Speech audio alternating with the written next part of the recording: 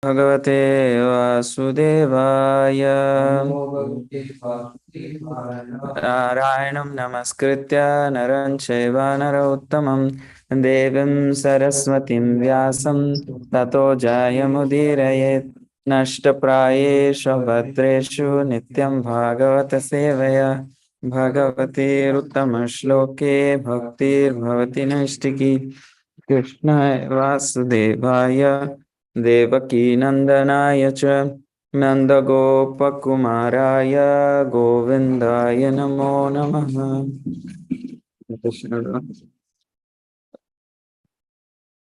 Reading from Srimad Bhagavatam.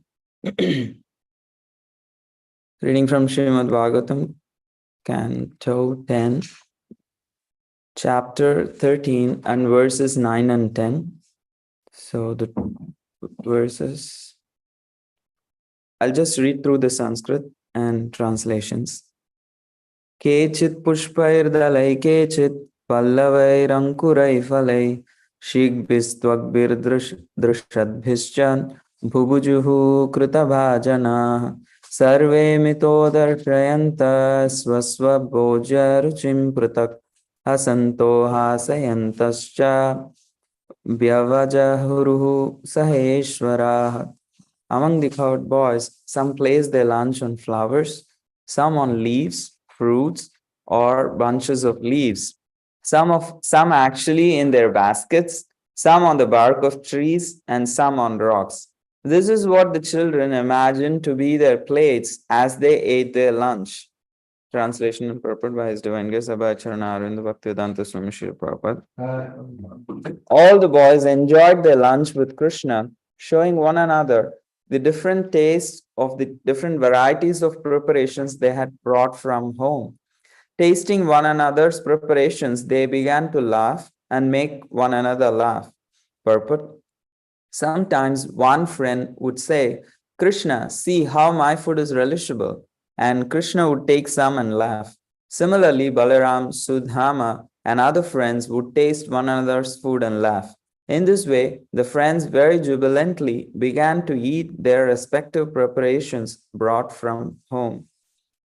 Om Ajnanathmirandasya Jnananjana Shalakaya Chakshurun Militam Yena Tasmai Shri Gurave Namaha.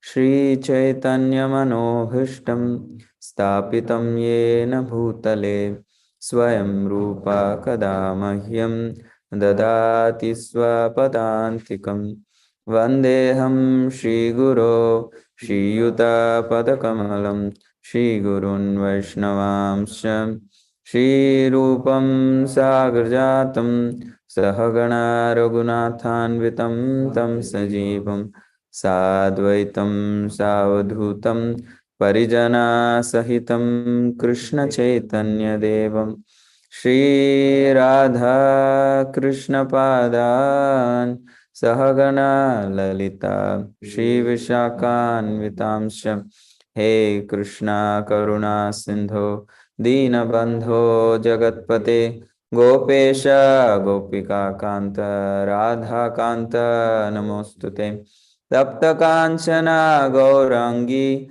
Radhe Vrindavaneshwari Vrishabhanu Sute Devi Pranamami Haripriye Vanchakalpatarubhyascha Kripa Sindhubhya eva cha Patitanam Pavanebhyo Vaishnavebhyo Namo Namaha. Jai Shri Krishna Chaitanya Prabhu Nityananda Shri Advaita Gadadhar Shivasadi Gaura Bhakta Vrinda.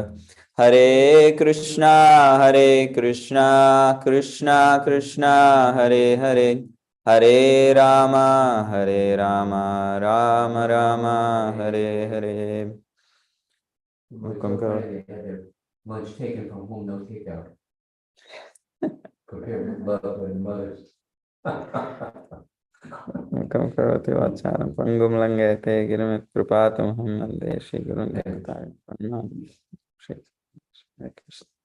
Adipushpa was saying that, can you repeat, bro? They didn't take out, it was cooked from home. Oh, okay. They didn't take They didn't have takeouts. They took from home. Yeah, now I understood. Takeout means like you buy, like you order from a restaurant. That's what you mean by takeout. Personally prepared by. Personally prepared by the mothers. Thank you. You're setting the perfect stage for what I'm going to speak. So Krishna is inspiring. So Right. no, like I'm like trying to speak something very similar. So among the cowherd boys, reading the translation again, among the cowherd boys, some place their lunch on flowers, some on leaves, fruits, or bunches of leaves, some actually in their baskets, some on the bark of trees, some on rocks. This is what the children imagined to be their plates as they ate their lunch. All the cowherd boys enjoyed their lunch with Krishna, showing one another the different tastes of the different varieties of preparations they had brought from home. Tasting one another's preparations, they began to laugh and make one another laugh. So here we are reading this pastime in continuation of the Agasura Leela, liberation of Agasura. So after that, after saving the boys and the calves from the mouth of Aghasura, who just appeared like a death personification before all the coward boys and Krishna, uh, Krishna, using his transcendental potencies, gradually, like means it took the Leela was unfolding, like the coward boys first entered and then Krishna entered. So in this way, like Krishna made sure his companions, his friends are all like safe, and then he brought them out. After he saved them, then he just said, okay, let's leave from this place. So then he told them, okay, they just collected all the calves because the coward boys and Krishna, they were all busy with Agasura. And and then some of the calves were also like kind of roaming outside. So they collected all those calves, and then they were proceeding on their way back to Vrindavan, because now this is almost like midday. Say, for example, they started few hours back and they have walked all the way. For you to get home back, you cannot still keep going. If you have to go back like by 4 back home, so then you have to start walking. So until lunchtime, they would walk forward. Post lunch, they would walk backward. So here now there's time like has passed, like it's almost like lunchtime, and it was already a little late because of all these things that they have to deal with Agasura. So now Krishna said, okay, let's walk back towards Vrindavan. So they are walking back towards Vrindavan, and at a particular place, Krishna is showing, oh, this place seems to be a nice place to have a lunch. It's lunchtime. And if you remember, this whole pastime begins with Krishna requesting Mother Yashoda one day, saying, today we are going on a picnic. Means, what do you mean by today you're going on a picnic? Every day seems to be like a picnic. You're going out to the forest every day. But they specifically said today we want it to be a special picnic. So make more food items. Because Krishna knew what is in store. So he also wanted to bewilder Brahmaji. So it kind of like he was saying, like, we need more footsteps today. We need like more like a picnic feel. Like every day we are doing, but today it has to be more special. So Mother Yashoda actually prepared lots of items than usual. As Prabhu was saying, like she literally in the commentaries it is said, none of those items could ever be seen in a marketplace.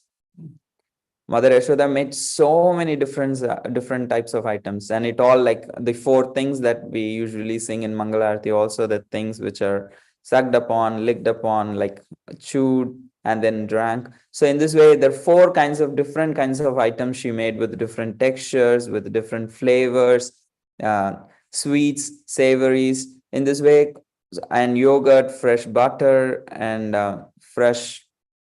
freshly made khoya, means like condensed milk, rubbery, and all these things. She made all those different kinds of preparations, and she packed it in different containers and then gave it to different boys.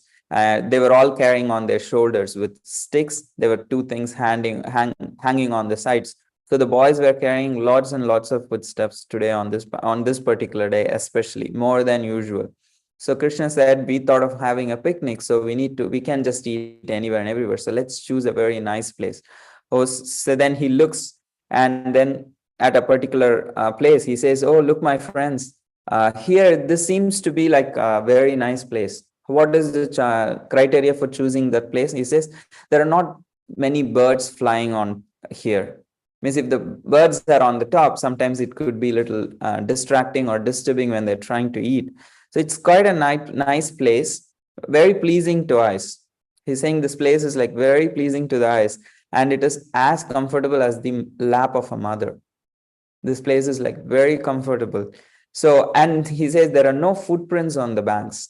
I mean, that means what? There are too many animals or wild animals or other disturbances are around this place. And the water also is may not be clean sometimes. So he sees, oh, there are not so many footprints on the banks. There are no footprints on the banks. Therefore, it's a perfect picnic spot. It's safe, it's clean, and it is pleasant, and it's comfortable. So let the car, because not all, sometimes we may see a place looks beautiful and then you enter, like there's these many places, like when you go on the wild, you cannot just do anything and everything. You can enter the water and then understand, oh, there is something itchy thing in this water. Or like you just sit on the floor and the jungle. I'm remembering the same thing. And then like you have like ants like biting you. After a while, you realize. So the place may be attractive, but it may not be actually comfortable. Sometimes place may be comfortable, but it may not be pleasant and attractive look. But here it was comfortable, it was pleasing, it was quiet, there was no disturbances. So it was very perfect. So Krishna chose this place.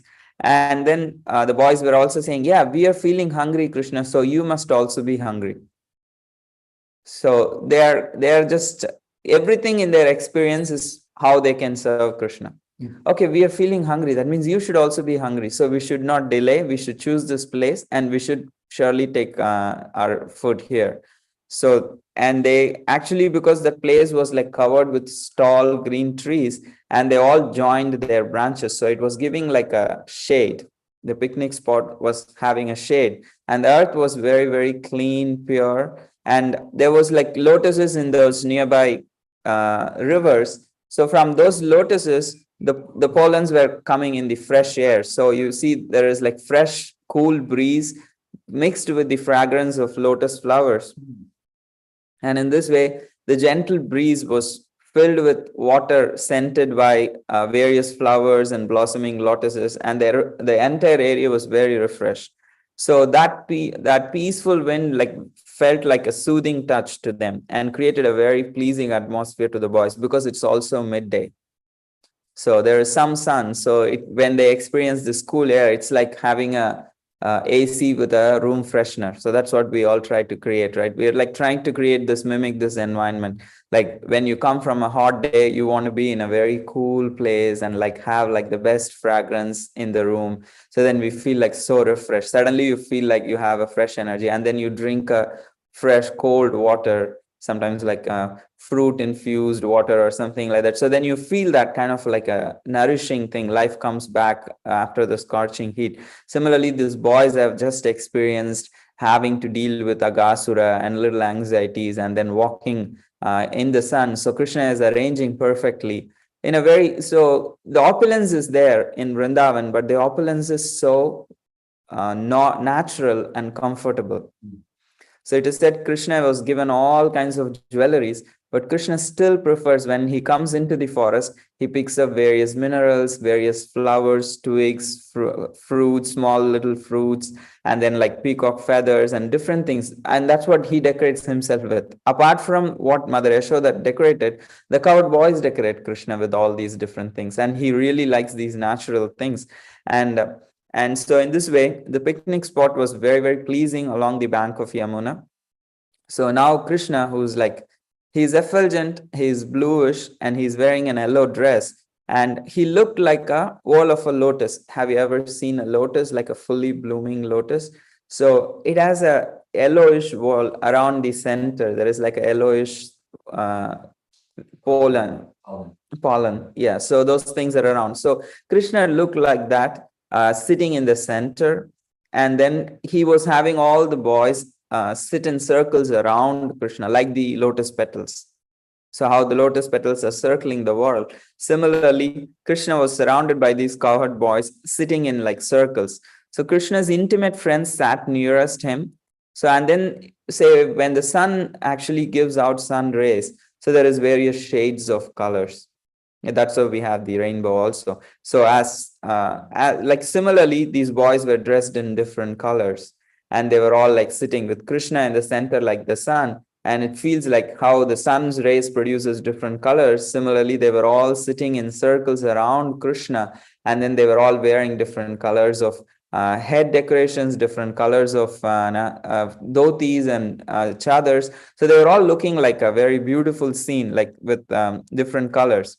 So although the boys were sitting at different distances from Krishna, because of Krishna's potency, they all were personally feeling the reciprocation with Krishna as if they are just looking at Krishna. How is it possible? If one person is looking, somebody is sitting behind Krishna, but still they were all able to see Krishna as if they are just one-on-one having a lunch with Krishna. So at that time, Krishna said, "Oh, my friends, like now please take all the footsteps of your bags, like, and the poles, they were carrying it in those poles. So bring those, all the footsteps." And that's where we are today reading this, because they just brought all those tiffins, and then they were trying to place those, that prasad, that food on different plates. So somebody had wooden baskets, somebody had flowers, somebody had leaves, somebody was just placing it on the rocks, somebody was placing it on bark of trees, and some even, like if it's a dry fruit, they would dry things, they would even just spread their chadar on their thighs, and they're just having it sit on top of their bodies. Some are just holding it in their hands. So in this way, they were all like trying to get ready to have. And some held prasad in their palms or in their thighs, and artistically, and some are arranged in a very artistic way, everything. And in this way, they were affectionately offering it to Krishna. And as Krishna was also having these different footsteps, along with the cowboys, they were just laughing and making jokes. So now, these footsteps were made by the mothers of the different cowherd boys, and also by Mother Yashoda, also sent. So we all know, so cooking involves love. So why Krishna was really, really happy in this particular atmosphere was, he was tasting the love of Mother Yashoda and the love of the various gopis in Vrindavan. And it is being offered also with love with the boys. So it was all like completely saturated with love. So what Mother Yashoda sent, they were all like personified of her motherly love in the form of foodstuffs. That's why it could never be brought in a uh, what do you call, like never be brought in a marketplace. Nobody has ever seen those things, because her love is the epitome of Vatsalya Bhav. So with all her love, she was manifesting such foodstuffs with such love and devotion. The taste could never be like matched by anything else in this world, and the varieties also could never be matched by anybody in this world. So, and what Krishna is tasting is that love of Mother Yashoda. He's more excited. What did my mother prepare? Because I asked her for it to be very special. She gives her 100% usually. And now he is asking more special. So what did she make? So then that 100% must have increased today. Mother Yashoda's love must have increased for Krishna today even more. So what did she give, which is more than usual? So every day it is increasing. So that's why Krishna is excited. So to taste those foodstuffs. So, and he's not just tasting Mother Yashoda's love, he's also tasting the love of the various gopis of Vrindavan, because all these gopas are also trying to feed their foodstuffs from their home, made by their mothers, to Krishna. So in this way, Krishna is having like a love feast. What he is eating is completely saturated with love, and whoever is feeding, all these boys, they're also having that full love. So Krishna is really experiencing the love of the mothers, the love of their friends through those foodstuffs. And in this way, they were showing one another the different taste of the different varieties of preparations they had brought from home. So the taste and the varieties are all manifestations of the love of the gopis and those boys themselves. So tasting one another's preparations, so this is happening on a subtler level with Krishna tasting. But on the external level, it's also they are trying to laugh like how kids behave. There is sometimes no logic to what makes kids happy. and what makes them excited. They just can be excited with the most simple things, and they're just in their own world sometimes. It's just like they're just unaware of what's going on around. They're just happy with very small things in their own dealings with each other. So, and then they're just happy. So here, similarly, these boys are so advanced. They're having their personal time with Krishna, just exchanging jokes. They're just teasing each other. They're just speaking about various things. In this way, they're just making one another laugh. So, and then all the coward friends, they are all sitting together to eat. I'm like unable to proceed further in the pastime because other speakers will also be speaking. So I was just thinking like how Krishna is experiencing love in all his dealings with his devotees, whether it be Vatsalya, whether it be Madhurya, whether it be Sakhya, any rasa it could be. What Krishna is tasting is the love of his devotees. So in the first canto of Srimad Bhagavatam, there is a very nice section where Suta Goswami is describing to the Shaunakadi rishis how Krishna is entering Dwaraka. He was for a long time in Hastinapura, and then now he is after the Kurukshetra war and all the other things settled now. Now Yudhishthira is the king. So he's coming back to Dwaraka through various provinces, and they have been missing Krishna for a very long time. They have been really in separation from Krishna for a very long time. So, and then Krishna enters, and then the queens send their sons to embrace, and then they embrace Krishna in their minds first, and then they send their sons to embrace, and then they exchange personal time with Krishna. So there also there is this small discussion. Maybe some people might think Krishna is also like under the control of his wives like any other man. So this whole section Suta Goswami explains what is the understanding of seeing Krishna with his wives exchanging pastimes. So here it is said, although Lord Krishna was constantly by their sides, like the queens are having Krishna's personal presence in each of their palaces after a long time of separation, and they were having exclusive time with Krishna, and they were having him by their side every day, and still his feet appeared to them newer and newer. Yadapi asau parshvara gatoraho gatas tatapi tasyangri yugam navam navam pade pade ka virameta tatpada chalapi yat shrirchna jahati karhichit. The goddess of fortune, although by nature always restless and moving, especially the wealth aspect of goddess of fortune is the most chaste lady you could ever see. So when we say restless and moving, there is a wealth personification of goddess of fortune, Mother Lakshmi. She keeps moving from hands to hands. But the goddess of fortune herself, she could not quit the Lord's feet. So what woman can be detached from these feet, having once taken shelter of them? So the queens are thinking like this. So, and then the Lord was like, so people might think, oh, this Krishna is like controlled by his wives like any other man.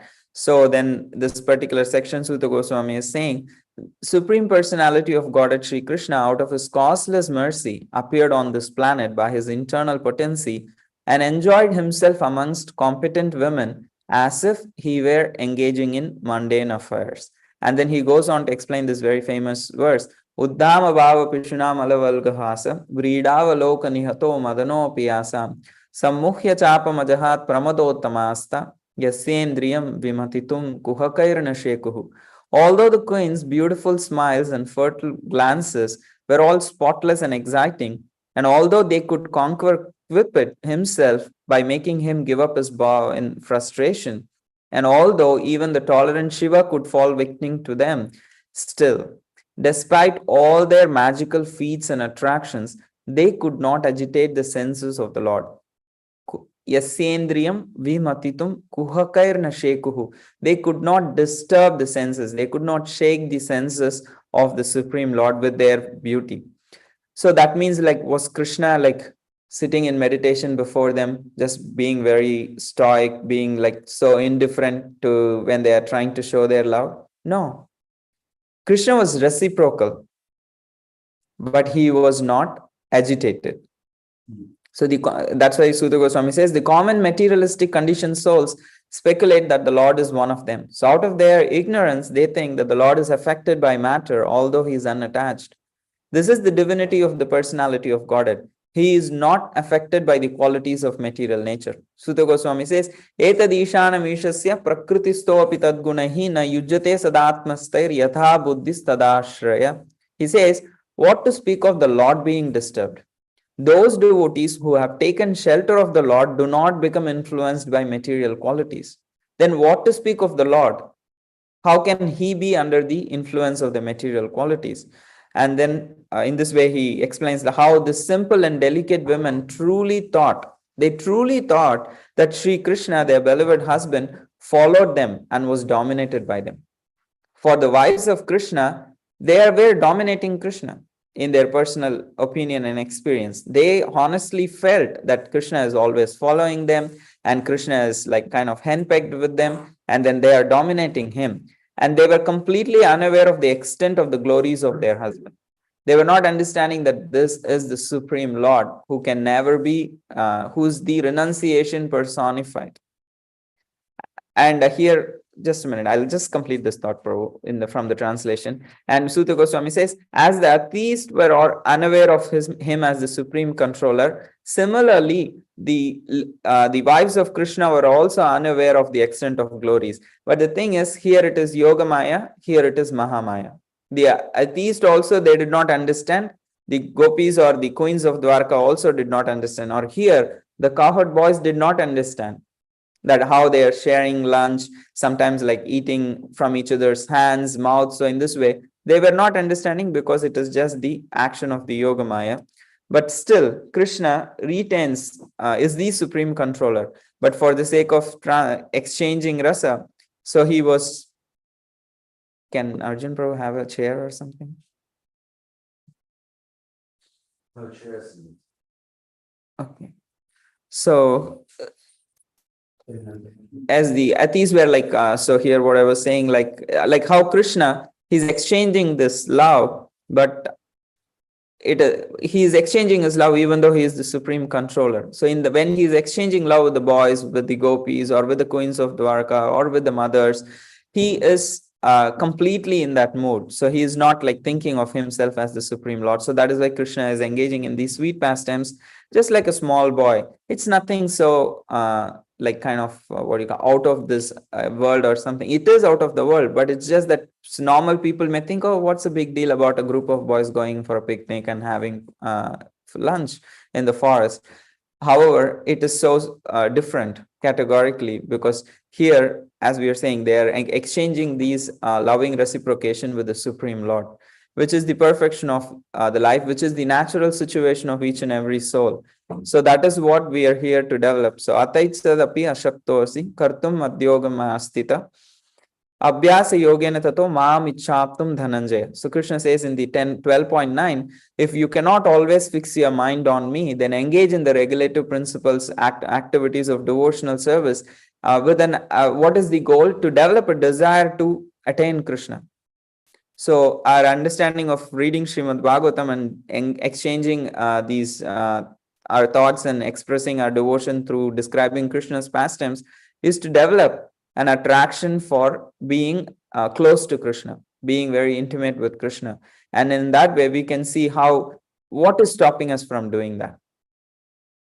So we can then use those things to turn to Krishna. If lust is stopping us, if anger is stopping us, if greed is stopping us, we can turn to Krishna and say, Krishna, these things are stopping me. Please relieve me from these things and take me close to you.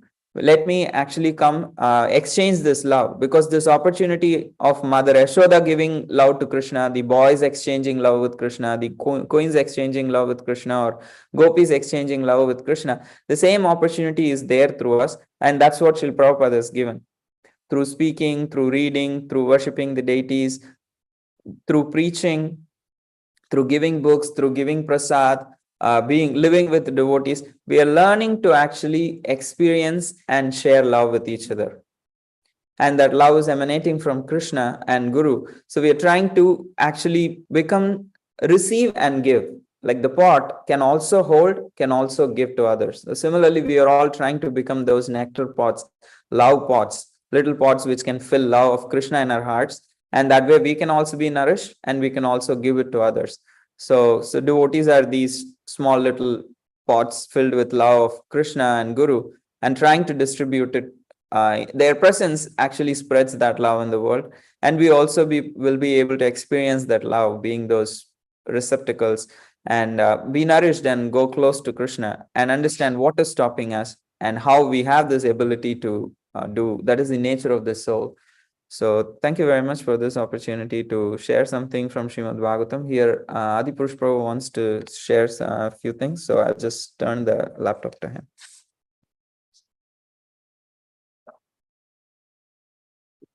I hope it's not what I want to share, but we want to say what Krishna wants to say.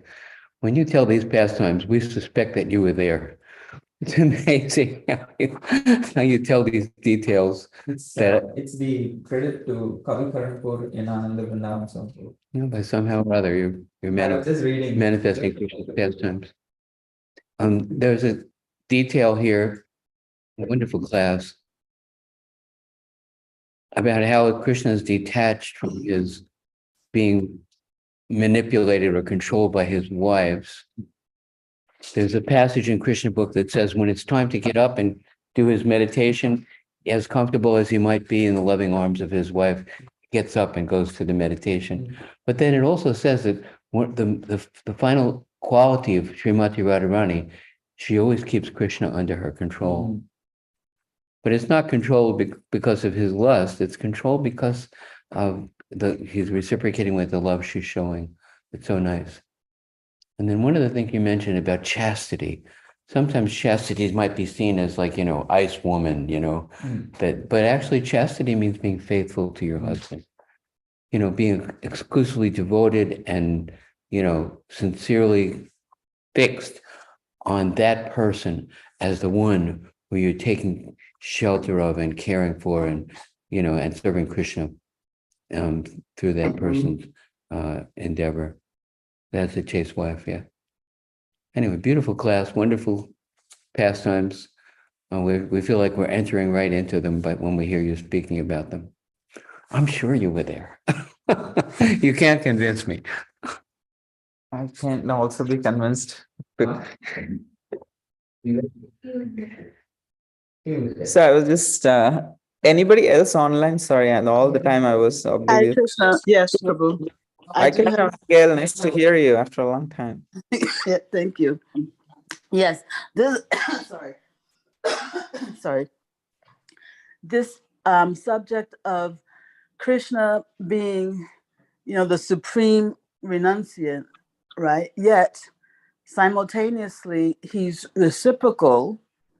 He is not controlled by the gopis because of his renunciation. So what I'm trying to get a clearer picture of is how is it that his reciprocation, because of his renunciation, doesn't make his reciprocation like in some way artificial? I'm just having trouble holding his renunciation and his reciprocation in the same space. The fact that he's not at all controlled by the gopis' love. Can I paraphrase? Sure. Okay, so if I'm like trying to paraphrase, like the main thing that stands out to me is like, how are these contradicting qualities? Krishna is holding these contradicting qualities. Do they affect his ability to express something genuinely because of contradictory qualities? That's right? Yeah. So Sridhar Swami in one place, I'm not able to recollect the Sanskrit thing. He gives what is the meaning of inconceivable. Like we say Krishna is inconceivable, right? Gaudiya Vaishnavas are notoriously known for making everything inconceivable in the philosophical circles. Like because anything unanswerable, we will say it is inconceivable. That is the idea of academic scholars when they look at Gaudiya philosophy.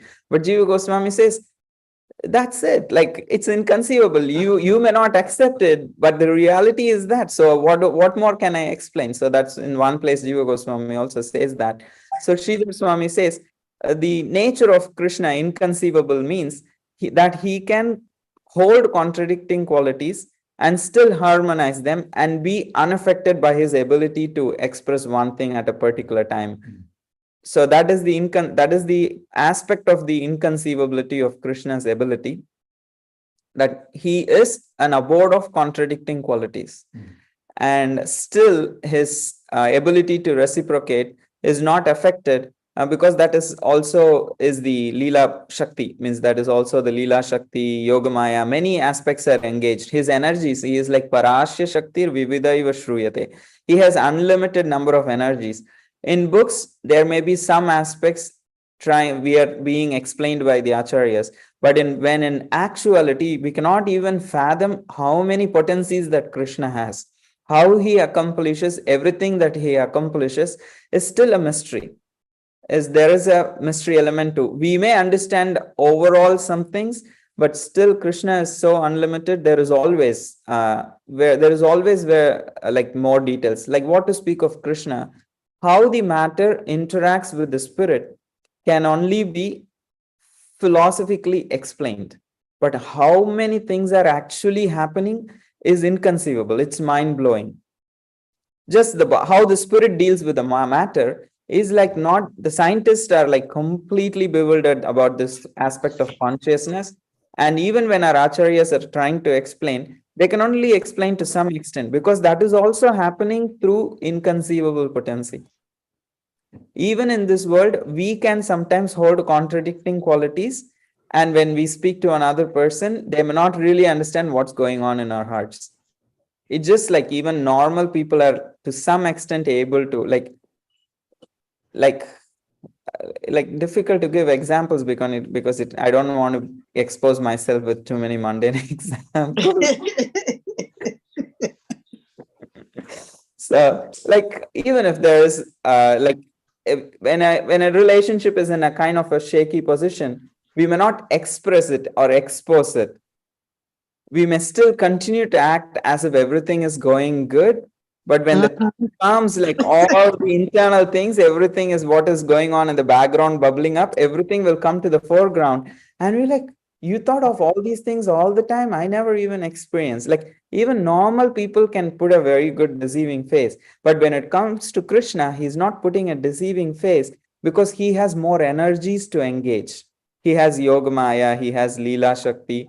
And in this way, his experience is very genuine. His reciprocations are very genuine. And at the same time, he can become aware. That's time sometimes when we read the pastimes, suddenly he's wondering, oh, my Gopas, why are they entering a snake? He is actually in anxiety. And then he is like, the Yogamaya is like the director. Krishna is the producer and the lead actor of the movie. But the director is Yogamaya. Means why I'm saying he is both the producer and the lead actor. If you are the producer and the lead actor, still you have to obey the director when he says do this. At the same time, the director knows you are the producer. So like you are in one sense under the control, at the same time beyond the control.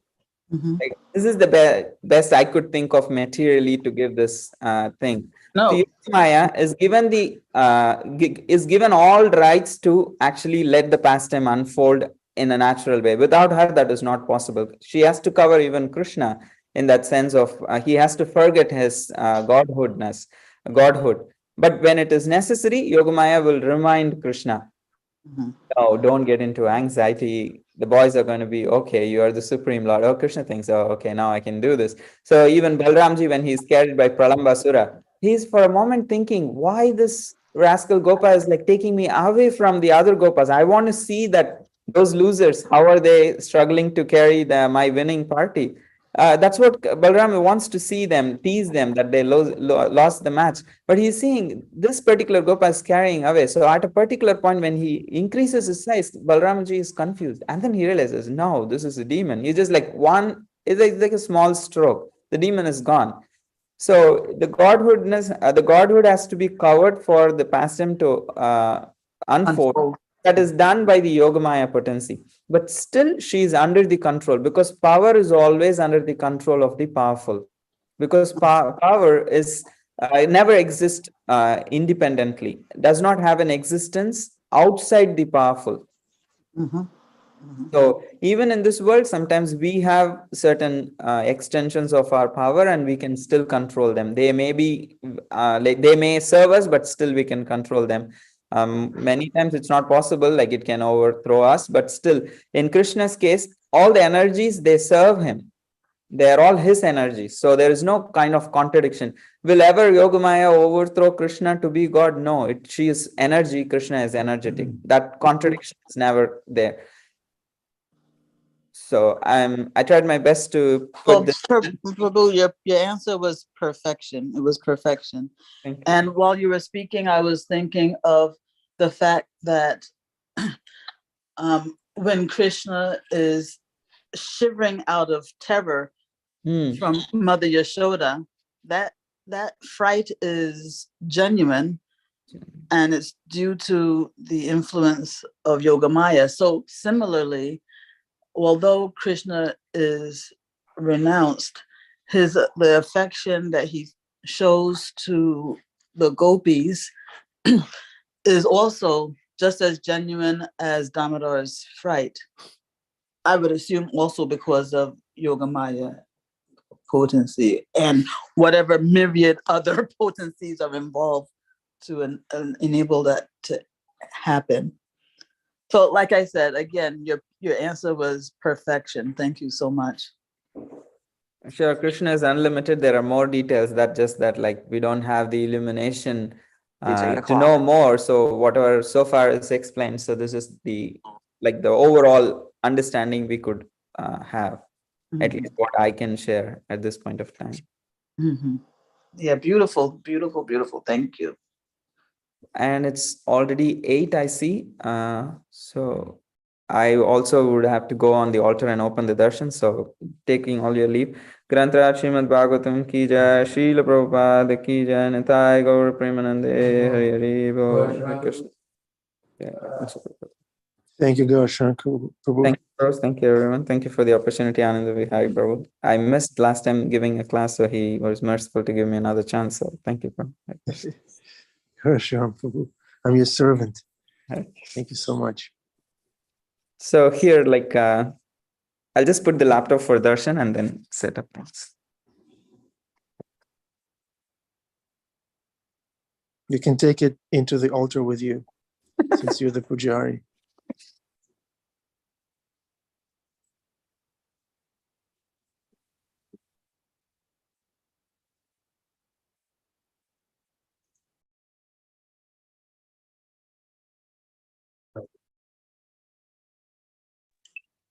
Krishnadaya Prabhu, are you standing up?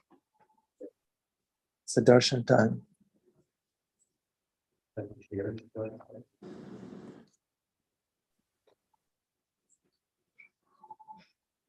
Okay. Himangi, Hare Krishna.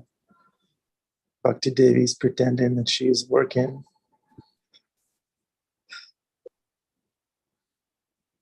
But her heart is with Krishna.